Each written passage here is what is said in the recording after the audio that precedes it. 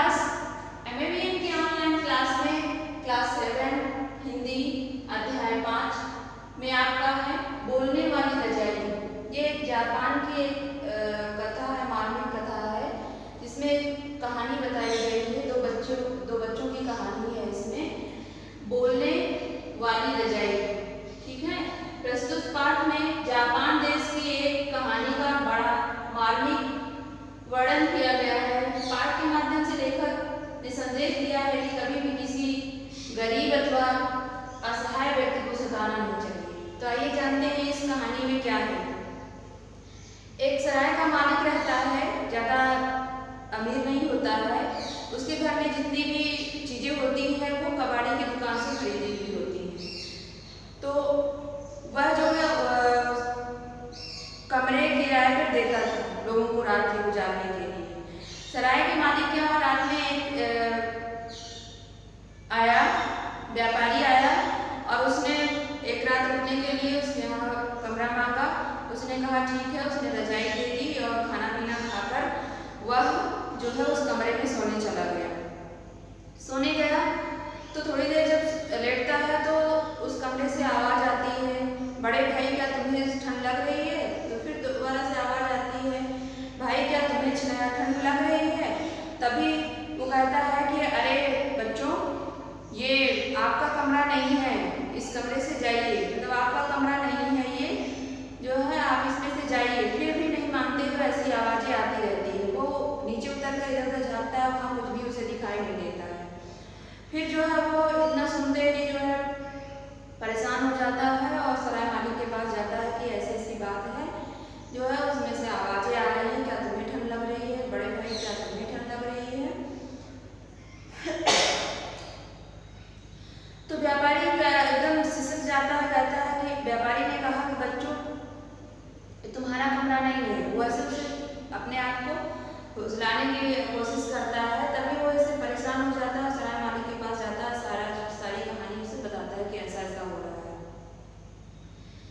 तो सराय मालिक जो है पूरा मोमबत्ती जला के सब जगह वो देखता है कि क्या है कैसे है, फिर भी उसे कोई नहीं मिलता। सराय मालिक एकदम डर जाता है, कहता है कि इसमें ऐसा हो ही नहीं सकता, लगता है तुमने रात में खाने के साथ बहुत सारी शराब पी ली ऐसे ही। तो वो कहता है मुझे नहीं रहना, और कह सुनकर वैसे चला जाता है। दूसरे दिन दूसरा व्यापारी आता है और वह भी उसी तरह खाना पीना खाकर, उस दिन वो शराब नहीं पीता है और खाना पीना खाकर जो है लेटने के लिए जाता है। फिर उसे वैसे ही आवाज़ सुनाई देती है, क्या तुम्हें ठंड लग रही है? बड़े भाई क्या तुम्हें ठंड लग रही है? तो उसे भी आवाज़ ऐसे सुनाई देती है। वो आकर कहता है सराय मालिक से, उसमें से ऐसी आवाज़ें आ रही हैं, फिर भी वो नहीं मानता है। फिर वो अंत में जाकर जो है उस कमरे में रात में जाकर देखता है।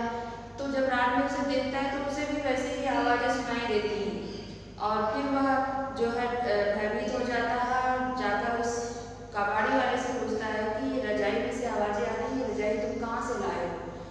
तो वह कहता है कि ये रजाई जो है मैं एक दुकान से लिया हूँ। दुकान वाला भी कहता है मैं इस दुकान से, मैं उस दुकान से, ऐसे होते करते पता चलता है कि वो रजाई जो है किसी छोटे से मकान मालिक के घर से आया हुआ है। और उस मकान मालिक के यहाँ जाते हैं तो पता चलता है कि जो है एक किराएदार रहता है, किराएदार का एक परिवार रहता है जिसमें 4 सदस्य होते हैं, 2 बच्चे रहते हैं और दोनों बच्चों का पिता और पिता की माँ। और ऐसे ही जो है बहुत ज़्यादा ठंड पड़ने लगती है तो उसका जो दोनों बच्चों के जो पिता होते हैं वो ठंड से जो है उनका देहांत हो जाता है और उसी शोक में उनकी माँ का भी देहांत हो जाता है। तो दोनों बच्चे बचते हैं और बड़े बच्चे की उम्र 8 साल और छोटे की 6 वर्ष होती है।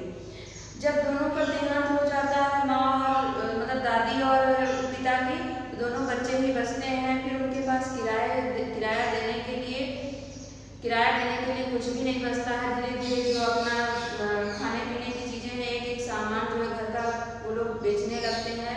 फिर उनके पास लास्ट में एक रजाई यही बचती है। एक दिन मकान मालिक उनके पास आता है और काफ़ी जो है भाव में तान कर गुस्से में उससे कहता है कि किराया दीजिए या तो जो है कमरा खाली करिए, मकान खाली करिए। तो एकदम टूट जाते हैं, कहते हैं कि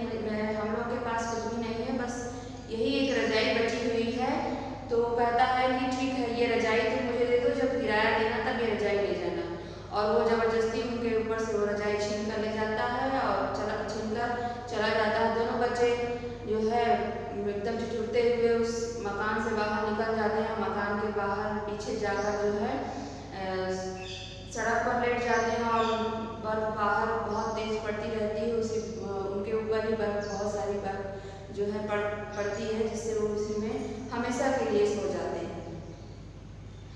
तो इस तरह से उन्हें इस कहानी का पता चला।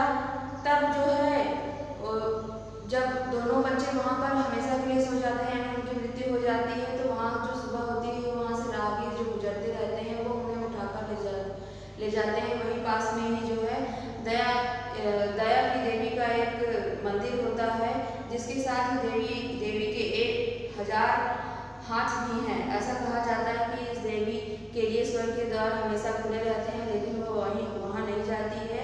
क्यों नहीं जाती है? क्योंकि वह यहाँ पर ये जो दीन दुखी गरीब हैं, असहाय हैं, उनकी सहायता के लिए वो हमेशा से ही अपने आप को यहाँ पर स्थापित की हुई हैं।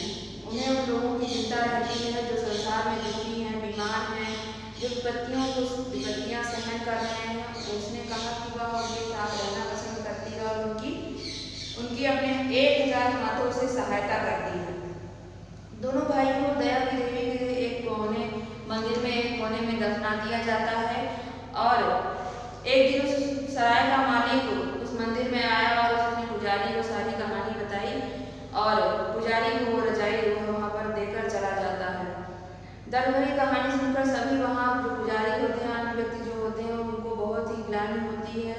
उनका हृदय करुणा और पश्चाताप से भर जाता है। वो कहते हैं कि दोनों बच्चों की अकाल मृत्यु में बड़ा दुख प्रकट करते हैं। रजाई में से अब आवाज़ें भी आनी बंद हो गई थी, क्योंकि उसने अपना संदेश सबको पहुंचा दिया था कि ऐसा भी समाज में होता है। पुजारी तथा अन्य व्यक्तियों को यह जानकर अत्यधिक ग्लानि होती है कि उनके ही नगर में 2 छोटे छोटे बच्चे भूख और प्यास और ठंड से कर मर गए। आज भी बहुत से गरीब आत्माएं एक दूसरे से पूछती हैं कि भाई प्यारे भाई, क्या आपको ठंड लग रही है?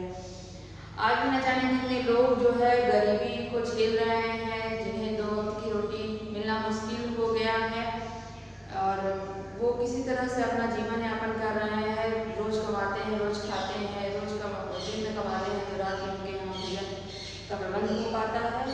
तो जो कहने का तात्पर्य ये है कि इस कहानी से जो है हमें गरीबों की, असहाय की, जरूरतमंदों की हमेशा जो हो सकता है, जो आपकी क्षमता है, जितना आप कर सकते हैं, हमेशा से ही उनकी मदद करनी चाहिए।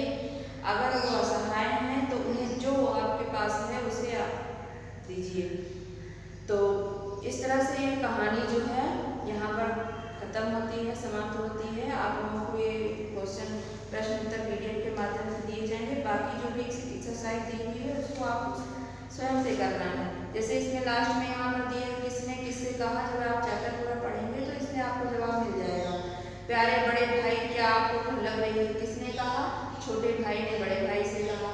बच्चों, यह तुम्हारा कमरा नहीं है, ये पहले व्यापारी ने कहा था बच्चों से। क्यों, क्या बात है? वो मकान मालिक ने, सराय मालिक ने जो है कहा था वो व्यापारी से, मकान का किराया लाओ। मकान मालिक ने कहा था बच्चों से। महोदय, हमारे पास रजाई के अतिरिक्त कौन है? बच्चों ने कहा